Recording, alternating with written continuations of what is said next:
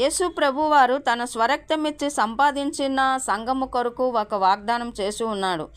అది ఏమిటంటే, నేను తిరిగి వచ్చు వరకు మీరు దీనిలోనిది త్రాగుడి అనగా, యేసు ఒక రొట్టె పట్టుకొని దానిని ఆస్వాదించి విరిచి తన శిష్యులకిచ్చి, మీరు తీసుకొని తినడి, ఇది నా శరీరం అని చెప్పెను.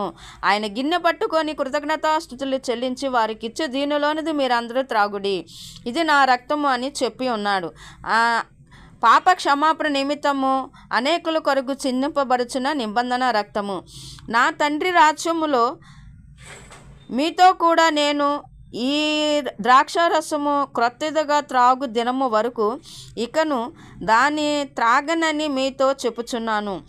మరి ఈ లోకములో మరణించక ముందు తన శిష్యులకు సంఘమునకు చేశాడు వాగ్దానం.